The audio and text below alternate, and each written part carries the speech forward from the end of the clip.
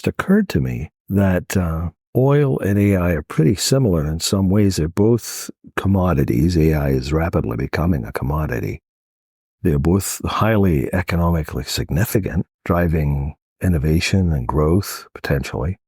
There's very much sort of power dynamics involved, concentration of wealth and influence. If you look back at the history of oil, you'll see companies like Standard Oil and stuff had huge clout, and whoever the AI champs turn out to be, Google or OpenAI or somebody else, they'll obviously have great influence.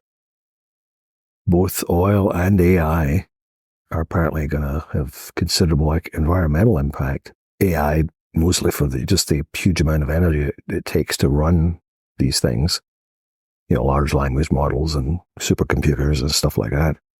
So there's definitely, I think, some similarities. Now with AI, it goes beyond just the large language models, the image generation and that kind of thing.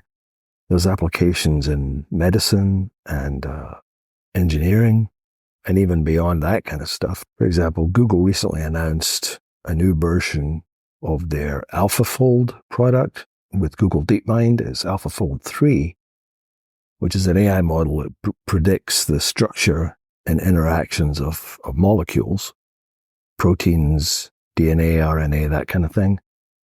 Why is that such a big deal? Well, they're hoping to improve the current drug discovery process, which has a pretty high failure rate.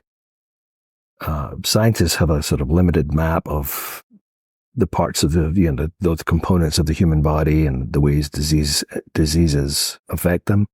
There's a quote from an article here explaining the potential of AI pharma development generally.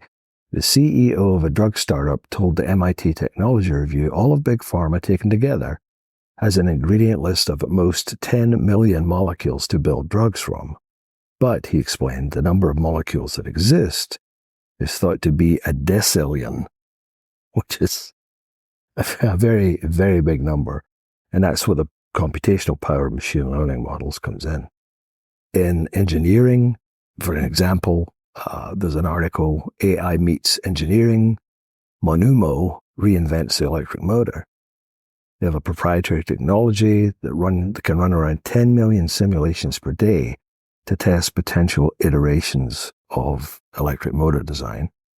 And that's a big deal because the way the electric motors are made directly translates into efficiency, performance, that kind of thing. So being able to model these things with AI-assisted modeling can be very helpful.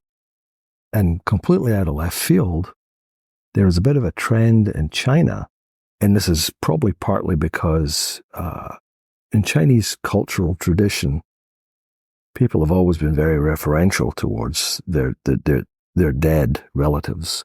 And this technology has been going around for a few years, but it's recently picked up because of the influence of AI and the ability to do reasonable facsimiles of human beings, where you can actually have an avatar of your deceased grandmother, for example.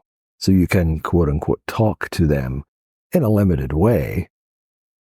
And there's an article here that talks about it. Effectively, it's like a deep fake of your deceased grandma. You can have a little conversation with her. I don't know how I feel about that. I kind of get it. Creepy, but interesting. So, but that's just an idea of the scope of the stuff AI is getting involved in and contributing to. So, like I said, oil was very disruptive in its day. It really brought in the Industrial Revolution for good or bad. And I suspect AI will do the same thing. There'll be tremendous benefits and probably tremendous hardships as well. So that's my take on AI being the new oil. And I've got some links below as usual. So again, thank you for paying attention to me for a few minutes. I hope you got something out of it. And I'll catch you next time. Bye.